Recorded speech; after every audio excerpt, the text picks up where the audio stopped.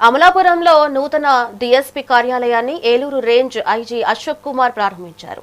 అనంతరం సంచలనం రేపిన ఏఈ నూకరాజు కుటుంబం ఆత్మహత్య ఘటనపై ఆయన స్పందించారు. సాదిక్ ఖాన్ కేసులో దర్యాప్తు కొనసాగుతుందని, కూతురు సూసైడ్ నోటు ఆధారంగా విచారిస్తున్నామని తెలిపారు.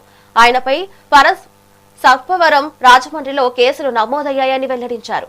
ఆరోపణలు అన్ని దర్యాప్తులో తేల్తాయని, అవసరమైతే సాదిక్ ఖాన్ ను మళ్లీ కస్టడీకి తీసుకుని పూర్తి స్థాయిలో విచారణ జరిపి తగిన చర్యలు తీసుకుంటామని ఐజీ స్పష్టం చేశారు.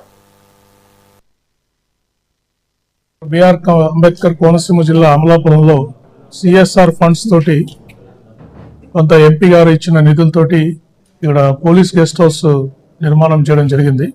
అయితే టెంపరీగా ఇక్కడ ఎస్డిఓ ఆఫీస్ లేదు కాబట్టి అమలాపురం డిఎస్పీ గారిని కొద్ది రోజులు కొత్త బిల్డింగ్ వచ్చేంత వరకు ఇక్కడ డిఎస్పీ ఆఫీస్ ఇక్కడ నుంచి ఫంక్షన్ జరుగుతుంది. అంతేకాకుండా ఈ పోలీస్ సంబంధించిన 7 ఎకరాల స్థలంలో మా డీజీపీ గారు 2 కోట్ల నిధులు శాంక్షన్ చేశారు. దాంట్లో పోలీస్ ఆఫీస్ కూడా కన్స్ట్రక్షన్ చాలా వేగంగా జరుగుతూ ఉంది. అమలాపురం ఎంపీ గారు కూడా కొంత నిధులు ఇస్తామని చెప్పారు. దానివల్ల G+2 floors building, district police office building construction చేసే పుష్కరాల లోపల దీన్ని కంప్లీట్ చేయాలని అనుకుంటున్నాము. పుష్కరాలు కూడా కొంత గవర్నమెంట్ మనకి ప్రభుత్వం వారు కొంత నిధులు ఇచ్చారు.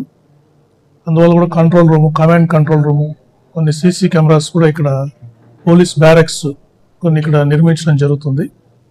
భవిష్యత్తులో ఎస్పీ గారి రెసిడెన్స్ కూడా ఇదే ఏరియాలో నిర్మించడం జరుగుతుంది. సో అందువల్ల మన కోనసీమ డాక్టర్ బిఆర్ అంబేద్కర్ కోనసీమ జిల్లాలో పోలీస్ ఇన్ఫ్రాస్ట్రక్చర్ ఎంతో మెరుగుపడుతుంది. ఇంతవరకు ఒక అద్దె భవనంలో మనం ఎస్పీ ఆఫీస్ని నిర్వహించడం జరుగుతూ ఉంది. పుష్కరాల లోపల ఈ బిల్డింగ్స్ అన్ని కంప్లీట్ అవుతే మనకి అత్యధిక వసతులతోటి ఇక్కడ పోలీస్ ఆఫీస్ అన్ని కూడా రావడం జరుగుతుంది. బిఆర్ అంబేద్కర్ కోనసీమ జిల్లా అమలాపురంలో సిఎస్ఆర్ ఫండ్స్ తోటి